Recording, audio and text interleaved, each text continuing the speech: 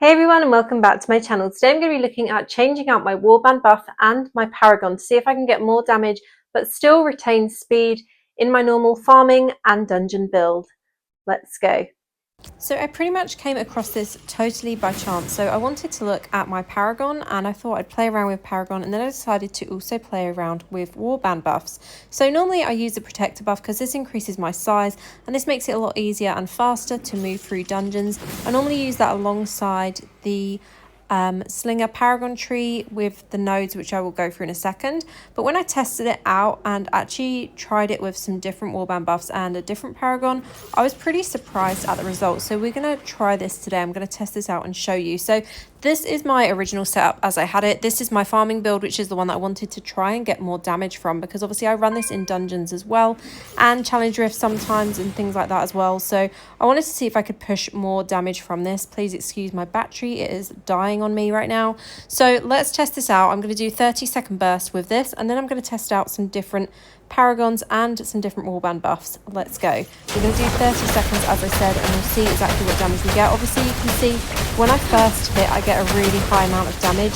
Some of my initial hits get like 10 million per second, which is crazy, but you can see my damage depletes over the time that we are testing it. So I'm going to be spamming these skills to see obviously what damage we can get in that 30 seconds. You can see my damage is already depleted quite a lot here.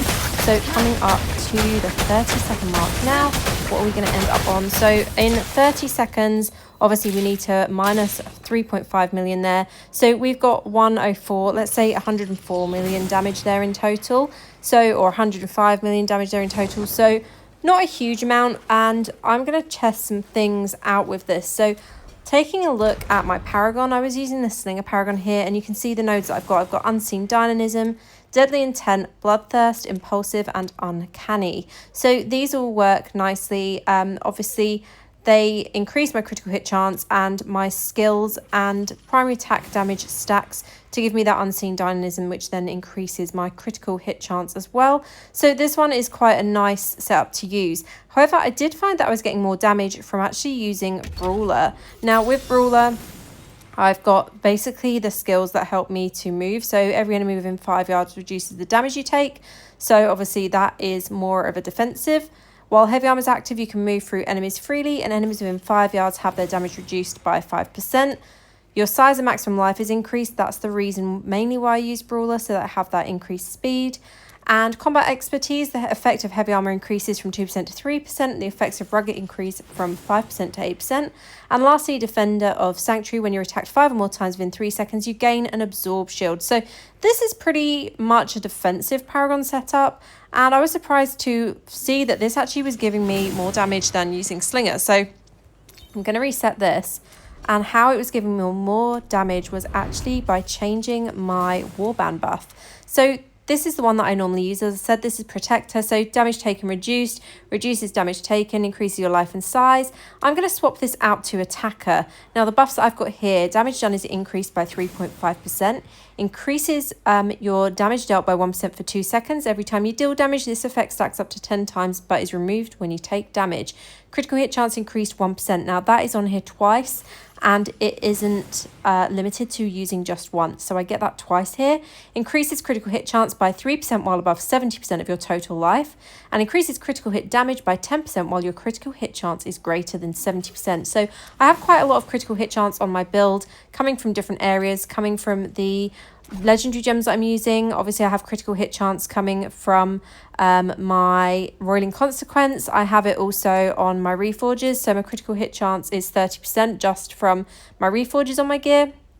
And obviously this can stack higher with using the warband buff as well. Now the reason I wouldn't go for the slinger paragon and the attacker warband buff is simply because that would actually mean that my size is decreased too much, and that would lower my speed of actually moving through dungeons, moving through open world. And as I said, this is pretty much my farm build. I use it for lots of different things, but generally I want it to be pretty fast, so having this set up is what I use. Now there is one thing that I also swapped out in my overall build for this when I changed this, when I filmed it last time, and that is actually using the new offhand, which is Nexus Runt. So with this, Lightning Nova also increases your attack and movement speed by 19% for 3 seconds. Lightning Nova cooldown is decreased by 10%. So this one is actually increasing the attack. Now, when it says attack, if it doesn't say primary attack, it means all of your attacks. So it's actually increasing the speed of all of your attacks. So that includes attacks from skills. And obviously increasing that movement speed means that the cooldown seems quite low for Lightning Nova as well. So you don't really have much of a pause in between. You pretty much have 100% uptime on the Lightning Nova still in this build. So let's do a 30-second test with this one now and see what we get as the result. So again, always standing close to the dummy with this, because the Lightning Nova damage does not register unless you're pretty much on top of the enemies. And you can see the damage is already decreasing, but it will increase again, or it will actually stay more consistent than using the protector buff with the Slinger Tree, which is what I found absolutely wild. Now, there is another way that you can get even more damage from this build, which I will show you in a second. So let's see what we get at the 30-second mark. We're coming up to that now, and we have 114 million damage. So this is an increase of 10 million damage in that 30-second burst, which is amazing. It's always nice to see that you can get a higher amount of damage from just changing one thing. Really easy to change as well. But like I said, the thing that confused me is that there's actually so much damage coming from that attacker warband buff. So if you do have those reforges, or sorry, if you do have those bonuses from the remnants in your warband, definitely go for the attacker, because obviously this is giving quite a lot of damage here. So one last try, we're going to actually try the warband attacker buff with the Slinger Paragon. Now, I did also change some of my nodes up. So what I found was giving me more damage was using all of the left-hand nodes here. Obviously, the stacks of damage here are removed, or the stacks here are removed when you take damage, as you can see here. So this one is kind of risky to use. However, if you're using a build where you have some sort of shield and you're above Paragon, so for example, if you are using the oh my god, what is it called, ice armor with that hailstone essence, and you're above Paragon or above critical, no, why can I not say the right words? If you are using the hailstone essence and you're above the combat rating for dungeons, etc., I would recommend using this left hand, or the left hand nodes, because it will actually give you quite a lot of damage. So I'm going to show you this now. So let's activate all of these. So we're going to deactivate these nodes. I'm going to activate all of these ones instead, and we're going to try this with the attacker warband buff again to see how much damage we can deal this time in a 30-second burst. So you can see my character is quite small, so the movement speed is slower. This does also mean that the cooldown between Lightning Nova movement actually seems more, because obviously you're not covering as much ground as you are if you have that increased size. So let's try this again, see what we get in a 30-second burst with this, because this actually gives a really decent amount of damage. And I was kind of shocked. Like I said, trying out just a few different things, swapping out just a few different things does definitely make a lot of difference. And this is why it's important to test these things out. I know that I am just at dummy here, but you know what? Where else can you actually test what the damage is coming from your skills and coming from your builds in general? So coming up to the 30-second mark here.